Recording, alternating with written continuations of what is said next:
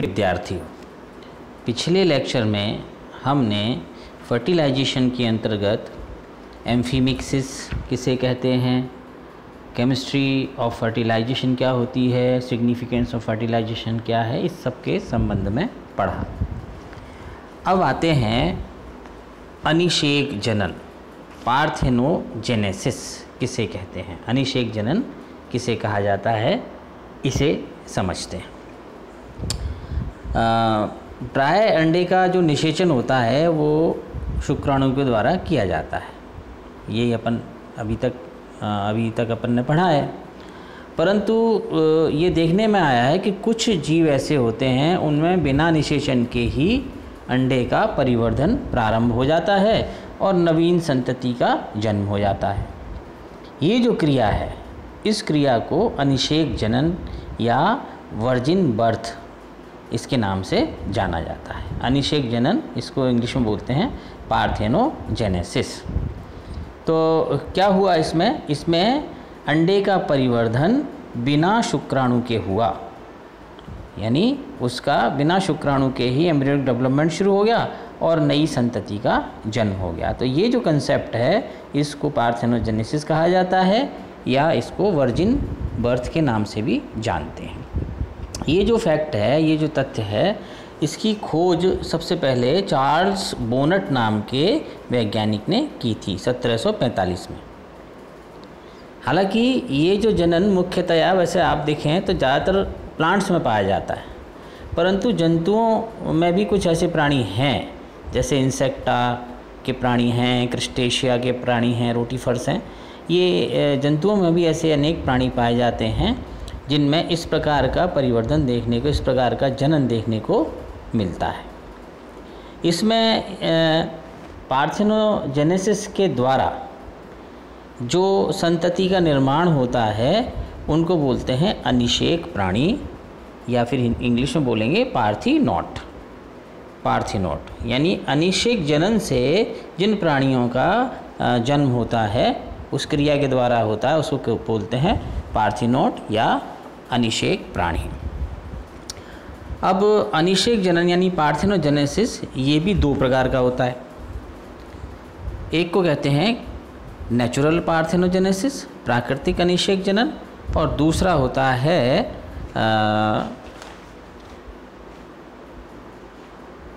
Artificial parthenogenesis. प्राकृतिक parthenogenesis यानी प्राकृतिक अनिषेक जनन और कृत्रिम अनिषेक जनन, ये दो प्रकार का अनिषेक जनन पाया जाता है। तो पहले आते हैं अपन प्राकृतिक पार्थेनोजेनेसिस यानी नेचुरल पार्थेनोजेनेसिस किसे कहते हैं। कुछ प्राणियों में ये जो पार्थेनोजेनेसिस होता है वो नेचुरल रूप से ही होता है, यानी प्राकृतिक रूप से जीवन चक्र की एक नियमित घटना के रूप में होता है। इसे प्राकृतिक अनिषेक जनन कहते हैं। ये भी दो प्रकार का हो सकता है। जैसे एक प्रकार है इसका कंप्लीट पार्थेनोजेनेसिस, पूर्ण अनिषेक जनन। इस क्रिया में सभी प्राणियों का जो उद्भव होता है वो अनफर्टिलाइज्ड एग से होता है, अनिषेचित अंडे से होता है। इन जातियों में प्राय सभी प्राणी जो होते हैं वो मादा होती हैं। कभी कभी नर उत्पन्न हो जाते हैं जो आनुवंशिक रूप से नॉन फंक्शनल होते हैं, अक्रिय होते हैं। चूँकि इन प्राणियों में गुणों का आदान प्रदान नहीं होता, इसलिए ये जो इनकी जो पॉपुलेशन होती है, इनकी जो समष्टि होती है, उसमें कोई वेरिएशन नहीं आता, किसी प्रकार की विभिन्नताएं नहीं होती। इसे ओब्लिगेटरी पार्थेनोजेनेसिस भी कहा जाता है, यानी अनिवार्य अनिषेक जनन के नाम से भी इसको जानते हैं। अब ये जो इस प्रकार का जो प्रजनन है, ये गॉल फ्लाइज हैं, मॉथ हैं और कुछ होपर्स हैं, टिड्डे, ये सभी इंसेक्टा के प्राणी हैं, कुछ रोटीफर्स हैं और कुछ मछलियाँ भी ऐसी हैं जिनमें ये कंप्लीट पार्थेनोजेनेसिस, पूर्ण अनिषेक जनन हमको देखने को मिलता है। दूसरा इसमें प्रकार है इनकम्प्लीट और साइक्लिक पार्थेनोजेनेसिस। अपूर्ण या चक्रीय अनिषेक जनन। इसमें क्या होता है, कुछ जो प्राणी होते हैं उनमें लैंगिक पीढ़ी और अनिषेक जनन पीढ़ी, इन दोनों पीढ़ियों का एकांतरण नियमित रूप से चलता रहता है। यानी एक पीढ़ी लैंगिक पीढ़ी होगी, लैंगिक जनन के माध्यम से उत्पन्न होगी, तो उससे अगली जो पीढ़ी होगी वो अनिषेक जनन के द्वारा उत्पन्न होगी। तो ऐसे करके पीढ़ी दर पीढ़ी इनका एकांतरण, पीढ़ी का एकांतरण इनमें चलता हुआ रहता है। ऑल्टरनेशन ऑफ जनरेशन देखने को इनमें मिलता है। वहीं कुछ जंतुओं जैसे एफिड हैं, डेफनिया हैं, इसमें एक लैंगिक पीढ़ी के बाद कई पीढ़ियों तक अनिषेक जनन से उत्पन्न होती रहती हैं। फिर बाद में फिर वो शुरू हो जाता है, लैंगिक जनन से पीढ़ियाँ कई बार जैसे उत्पन्न हुई, उसके बाद फिर अनिषेक जनन से उत्पन्न हुई, तो अनिषेक जनन के बाद फिर से लैंगिक जनन से शुरू हो जाती है। जैसे एक पीढ़ी के बाद दूसरी पीढ़ी होती है अगर मान लीजिए, तो वो सीधे सीधे से इनकम्प्लीट पार्थेनोजेनेसिस के अंतर्गत आता है। तो इस प्रकार के जो अनिषेक जनन को अपूर्ण या चक्रीय अनिषेक जनन कहते हैं। यानी जिस अनिषेक जनन में, जिस पार्थेनोजेनेसिस में ऑल्टरनेशन ऑफ जनरेशन पाया जाए, उसको अपूर्ण या चक्रीय अनिषेक जनन कहा जाता है। अब अनिषेक जनन वो चाहे पूर्ण हो या अपूर्ण, इसको भी दो भागों में विभक्त किया जा सकता है। जैसे एक पहला भाग है इसका हैप्लॉइड और एरेनोटोकस पार्थेनोजेनेसिस, इसको कहते हैं अगुणित या रेनोटोकस अनिषेक जनन। इस क्रिया में अगुणित अंडाणु बिना निषेचित हुए अगुणित वयस्क में परिवर्तित हो जाते हैं।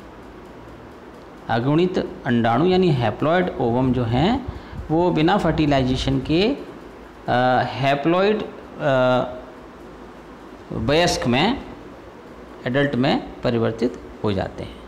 अगुणित अनिषेक जनन द्वारा केवल नर प्राणी ही विकसित होते। इसमें भी वही कंसेप्ट है जिससे पहले वाले में बताया था, उसमें मादाएं उत्पन्न होती थी, इसमें केवल नर प्राणी ही विकसित होते हैं। और इसका एक बहुत ही पॉपुलर एग्जाम्पल है जो आपने पढ़ा होगा एपीकल्चर के अंतर्गत, जिसमें इंसेक्टा वर्ग का जो हिम्नोप्टेरा ऑर्डर का जो प्राणी है, मधुमक्खी, ततैया, ये जो हैं, ये सारे के सारे जो प्राणी हैं, इनमें हैप्लॉइड पार्थेनोजेनेसिस के माध्यम से मेल उत्पन्न होते हैं, नर प्राणी उत्पन्न होते हैं। जैसे मधुमक्खी के छत्ते में आप देखो तो उसमें 3 कास्ट पाई जाती हैं, क्वीन, वर्कर और ड्रोन्स। तो ड्रोन्स जो होते हैं वो मेल होते हैं, और ये ड्रोन्स जो होते हैं ये पार्थेनोजेनेसिस के माध्यम से ही उत्पन्न होते हैं और ये हैप्लॉइड होते हैं।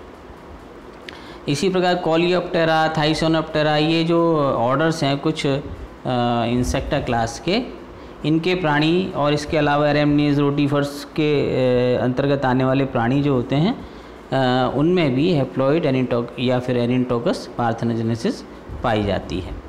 तो एक प्रकार से देखें तो ये जो पार्थेनोजेनेसिस है ये लिंग के निर्धारण में भी सहायक होता है कि यानी मेल उत्पन्न होना है या फीमेल पैदा होगी, ये भी कई बार ये तय रहता है पार्थेनोजेनेसिस के अंतर्गत।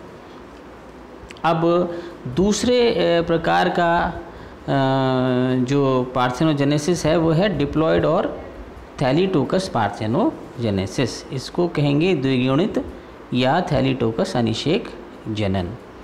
इस क्रिया में क्या होता है कि जो नवीन संतति होती है, नवीन संतति का परिवर्धन अनिषेचित लेकिन द्विगुणित डिप्लॉयड अंडे से होता है।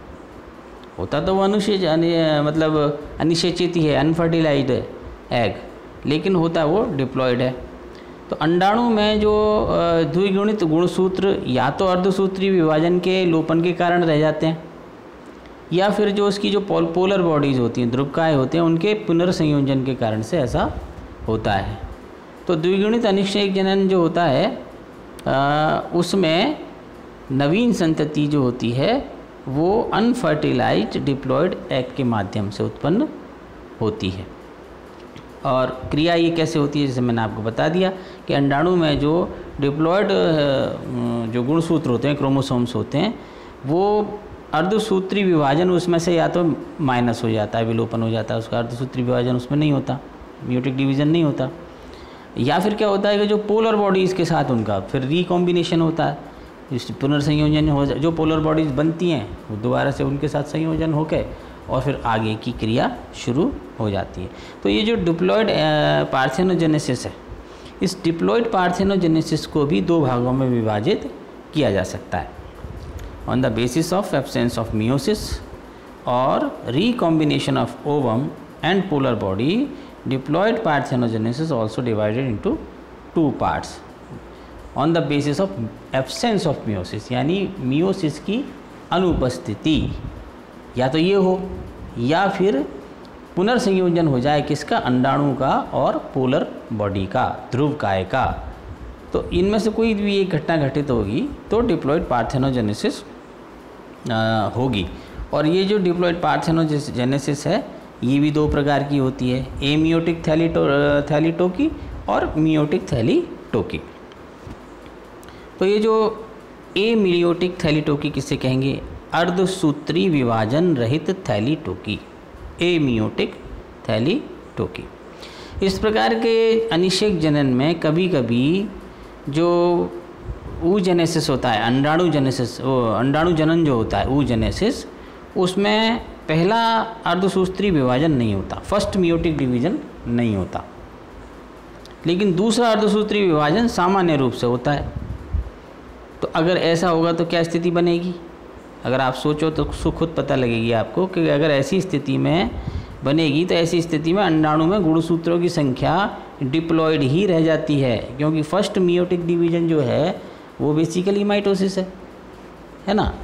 तो उसमें जब वो एब्सेंट हो जाएगा, इन फर्स्ट पहला अर्धसूत्री विभाजन नहीं होगा लेकिन दूसरा अर्धसूत्री विभाजन सामान्य रूप से होगा, तो ऐसी स्थिति में अंडाणु में शुक्राणुओं की संख्या डिप्लॉयड ही रह जाती है और इन अंडाणुओं से अनिषेक जनन द्वारा द्विगुणित संतति प्राप्त हो जाती है, डिप्लॉयड संतति जिससे प्राप्त होती है। और ये एग्जाम्पल आप देख सकते हो, ट्राइकोनिस्कस है, डेफनिया है, फ्लैक्स है, इस तरह के जो प्राणी हैं इनमें आप इस तरह का फिनोमेनन देख सकते हैं। दूसरा जो इसका भाग है वो है मियोटिक थैलीटोकी। मियोटिक थैलीटोकी इस प्रकार के अनिषेक जनन में जो सामान्य अंड जनन विधि द्वारा सामान्य हैप्लॉयड अंडाणुओं का निर्माण होता है, सामान्य अगुणित अंडाणुओं का निर्माण होता है, परंतु कभी कभी किसी अवस्था में गुणसूत्रों का द्विगुणन पुनः हो जाता है, दोबारा से भी फिर उनमें द्विगुणन गुणसूत्रों में हो जाता है। तो मियोटिक थैलीटोकी जो होती है उसमें फिर एक बार समझ लीजिए कि जब अंडाणु सामान्य अंडाणु जनन द्वारा बनते हैं, लेकिन कोई कारण ऐसा बनता है जिसमें गुणसूत्रों की संख्या द्विगुणित बनी रहती है, तो ऐसे अंडों में होने वाला अनिषेक जनन मियोटिक थैलीटोकी कहलाता है। ठीक है, अब ये होता कैसे है, तो इसको भी समझने के लिए अंडाणु में गुणसूत्रों का इस प्रकार का जो मियोटिक थैलीटोकी होती है ये भी दो प्रकार से हो सकती है, इसके भी दो प्रकार हो सकते हैं। पहला है बाई रेस्टिट्यूशन यानी प्रत्यार्पण के द्वारा। इस विधि में पहला परिपक्वन विभाजन वो तो अपूर्ण रहता है, इस विभाजन में गुणसूत्र विपरीत ध्रुवों पर तो पहुँचते हैं, परंतु जो उनकी पैतृक कोशिकाओं में कोशिका द्रव्य विभाजन होना चाहिए, साइटोकाइनेसिस होना चाहिए, वो नहीं हो पाता। इस प्रकार से इस अवस्था में पैतृक कोशिकाओं में गुणसूत्रों की संख्या जो होती है क्वाड्रुप्लेट हो जाती है, चतुष्क हो जाती है। उसके बाद जो सेकंड मैचुरेशन डिवीजन होता है वो सामान्य रूप से जैसा होना चाहिए वैसे ही होता है। तो इसके फलस्वरूप दो पुत्री कोशिकाओं का निर्माण होता है। इनमें से एक छोटी कोशिका पोलर बॉडी कहलाती है और जो बड़ी कोशिका अंडाणु में विकसित हो जाती है, उसका अंडाणु में डेवलपमेंट हो जाता है। तो ये जो डिप्लॉयड अंडाणु होता है ये अल्टीमेटली इसमें भ्रूण का परिवर्तन शुरू हो जाता है। तो इसके एग्जांपल्स आपको इंसेक्टा वर्ग में लेपिडोप्टेरा ऑर्डर में देखने को मिलेंगे। इसका जो दूसरा पार्ट है वो है ऑटो फर्टिलाइजेशन। स्वनिषेचन के द्वारा भी मियोटिक थैलीटोकी देखने में आती है। तो इस तरह के जो अनिषेक जनन में, अंड जनन में सामान्य परिपक्वन विभाजन, अर्धसूत्री विभाजन होता है बेसिकली। तो उस क्रिया में अगुणित अंडाणु और अगुणित ध्रुवकाय का निर्माण होता है। तत्पश्चात यानी दोनों ही हैप्लॉइड होते हैं, वो दोनों ही हैप्लॉइड होते हैं। उसके बाद इस अगुणित अंडाणु का संयोजन किसी एक नवनिर्मित ध्रुवकाय से हो जाता है, जो मैंने अभी थोड़ी देर पहले आपको बताया, यानी एक पोलर बॉडी के साथ ही रिकॉम्बिनेशन उसका हो जाता है। तो इस कारण से अगुणित अंडाणु में पुनः द्विगुणित गुणसूत्र 2n की संख्या स्थापित हो जाती है। यानी अगुणित तो अंडाणु है और दूसरी क्या है, पोलर बॉडी, वो भी अगुणित है। दोनों दोबारा से फ्यूज़ कर गए तो वो डिप्लॉयड हो गए, द्विगुणित हो गए। तो ये ऑटो फर्टिलाइजेशन कहलाता है, यानी इस विधि को कहेंगे स्वनिषेचन।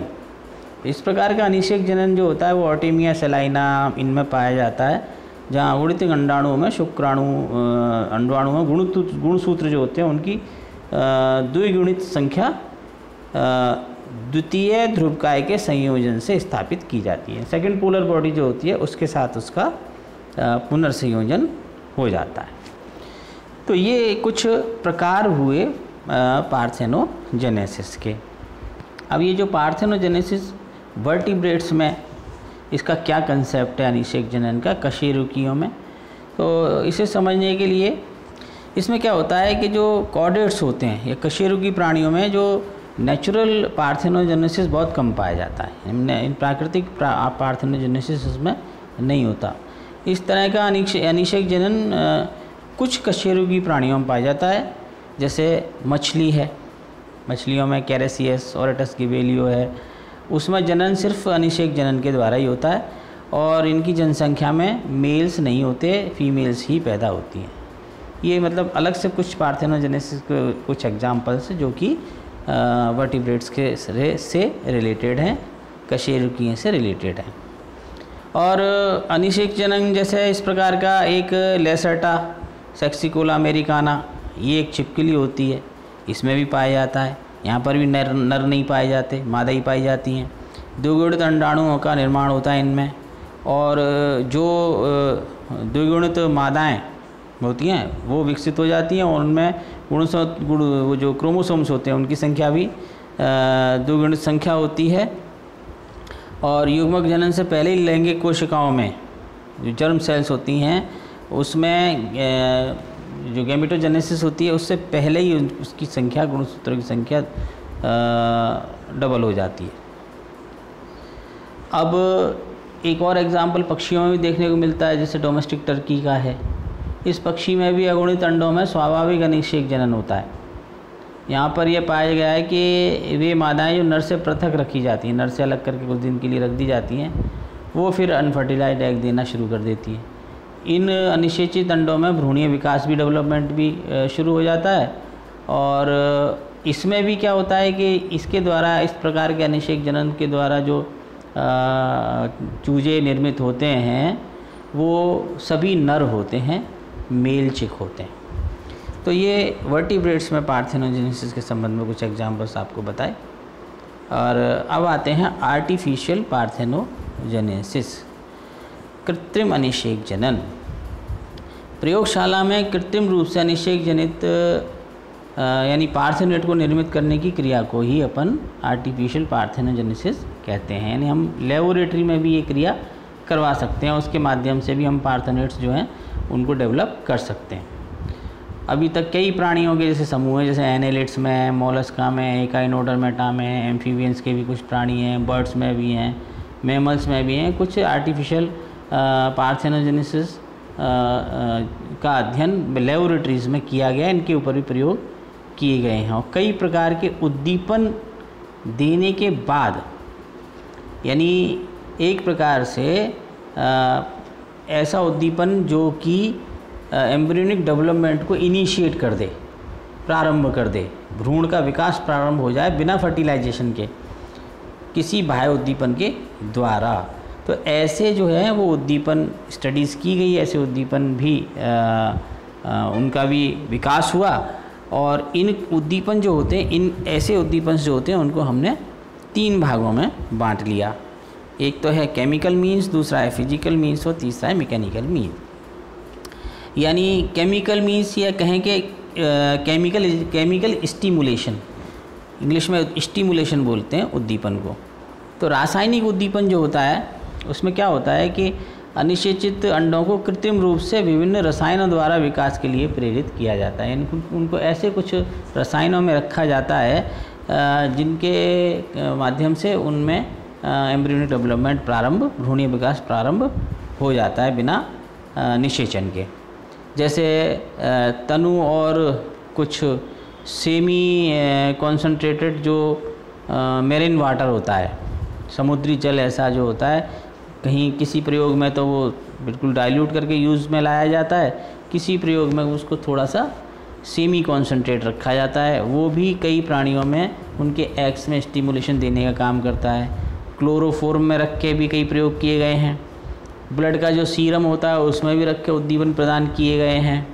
फिर फैटी एसिड्स हैं, जैसे ब्यूटारिक एसिड है, लैक्टिक एसिड है, इनमें भी अंडों को रख के और केमिकल स्टिमुलेशन के माध्यम से उनमें पार्थेनोजेनेसिस का प्रारंभ किया, एम्ब्रियोनिक डेवलपमेंट का प्रारंभ किया गया है।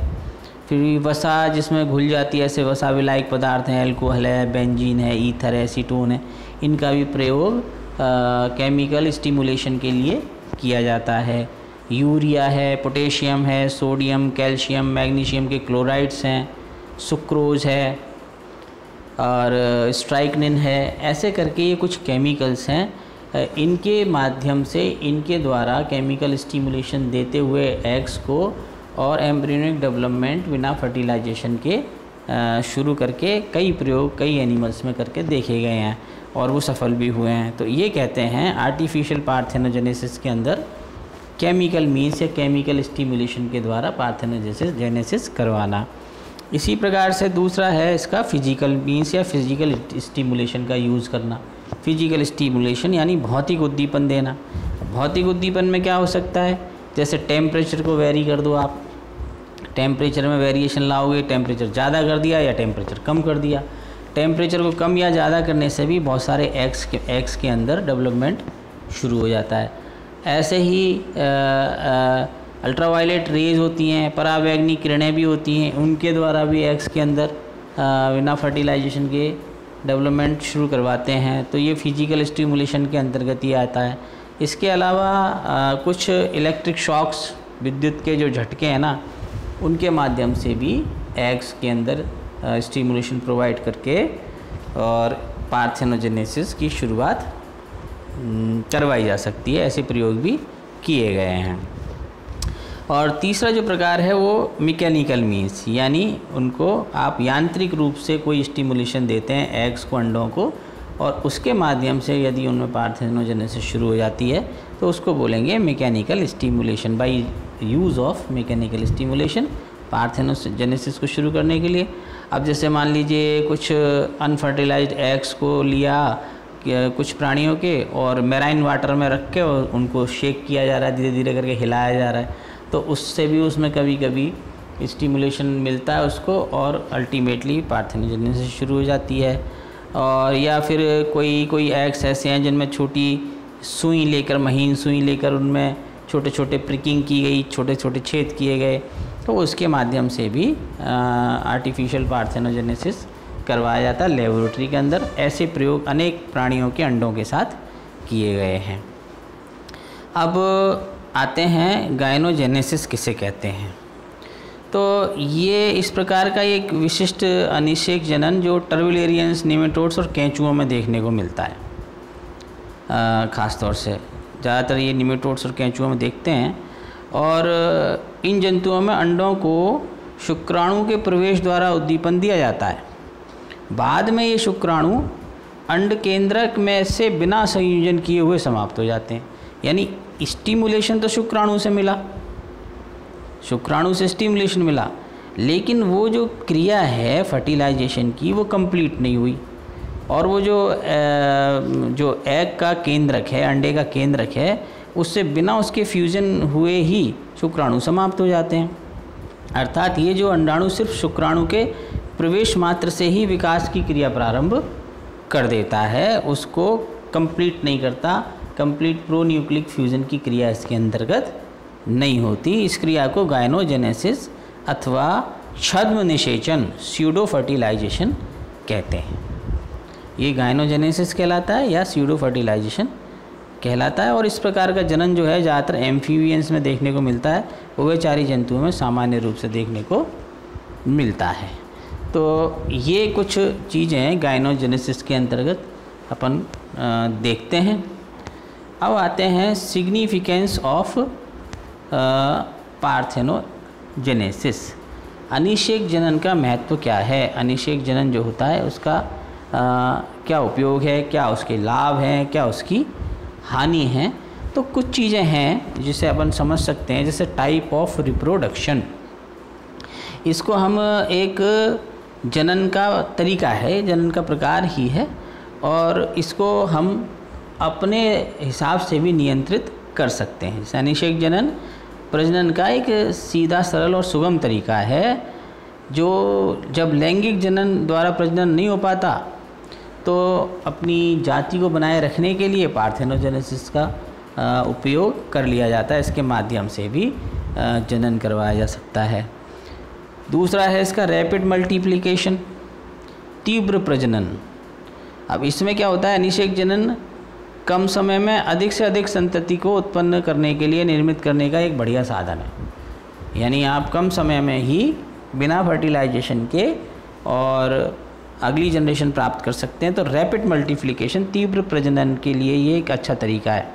इसके अलावा परसिस्टेंस ऑफ एडवांटेजियस कैरेक्टर्स, इसका मतलब है कि प्राणियों के अंदर जो लाभकारी लक्षण है, क्योंकि पार्थेनोजेनेसिस यदि होगी तो उसमें वेरिएशन तो आएगा, जेनेटिक वेरिएशन तो आएगा नहीं, क्योंकि उसमें जीन्स जो हैं वो एक ही प्राणी के आगे कंटिन्यू करेंगे, दूसरे प्राणी के जीन्स तो आ नहीं पा रहे हैं, तो कोई जेनेटिक वेरिएशन वाली बात तो आएगी नहीं।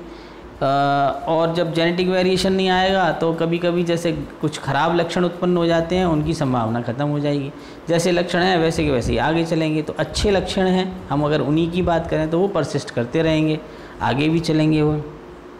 और उसमें जैसे कभी कभी उत्परिवर्तन, म्यूटेशंस के कारण कुछ गुण पार्थेनोइड्स में आ जाते हैं।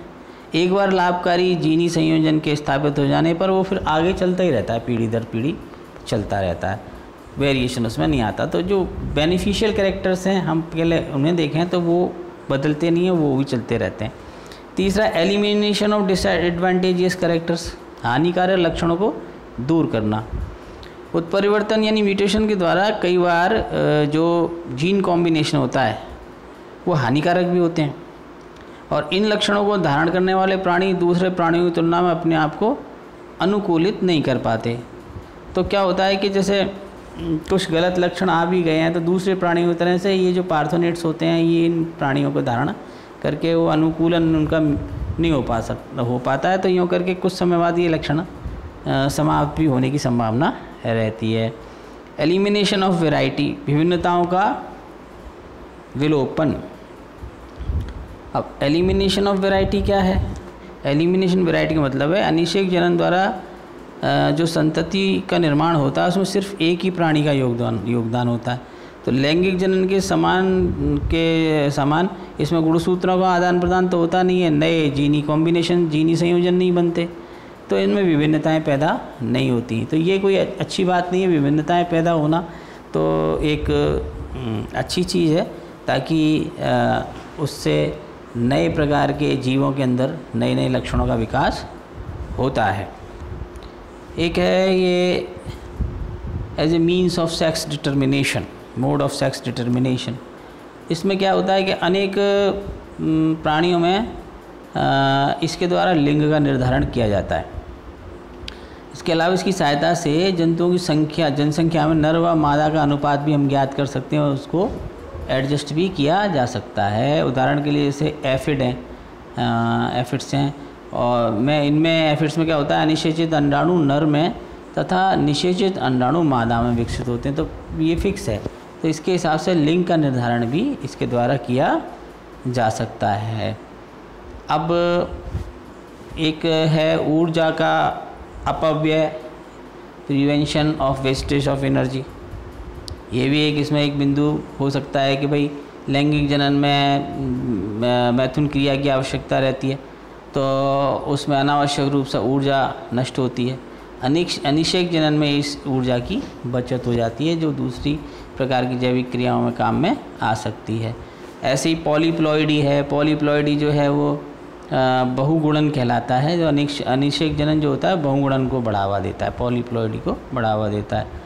ऐसे ही फर्टिलिटी है। फर्टिलिटी में क्या होता है, बंध्यता को, अनिषेक जनन बंध्यता को भी रोकता है, तो स्टेरिलिटी को रोकता है। अगर मान लो किसी तरह से कोई निषेचन की क्रिया नहीं हो पा रही है, तो फिर आगे की संतति की उत्पत्ति नहीं हो पाएगी। तो उस स्थिति में अनिषेक जनन के माध्यम से, पार्थेनोजेनेसिस के माध्यम से आगे की पीढ़ी को प्राप्त किया जा सकता है। और इनहेरिटेंस के हिसाब से देखें तो अनिषेक जनन गुणसूत्रों की वंशागति के सिद्धांत को भी प्रमाणित करता है। यानी गुणसूत्रों की वंशागति का सिद्धांत क्या है कि अगर मान लीजिए मेल फीमेल दोनों न्यूक्लियस जो हैं उनका फ्यूज़न होगा, एम्फीमिक्सिस होगी, ठीक है, दोनों के गुणसूत्र आपस में मिलेंगे तो नए नए कॉम्बिनेशंस बनेंगे, तो आगे जाके जेनेटिक कैरेक्टर्स परसिस्ट भी करेंगे और नए लक्षणों का निर्माण होगा। तो ये जो सिद्धांत है, इस सिद्धांत को पुष्ट करता है ये जो पार्थेनोजेनेसिस के द्वारा ये सिद्धांत भी पुष्ट होता है। तो ये हुआ पार्थेनोजेनेसिस, अनिषेक जनन किसे कहते हैं और इसके कितने प्रकार होते हैं। तो आज के लिए इतना पर्याप्त है, फिर अगला चैप्टर अगले लेक्चर में शुरू करेंगे। Thank you.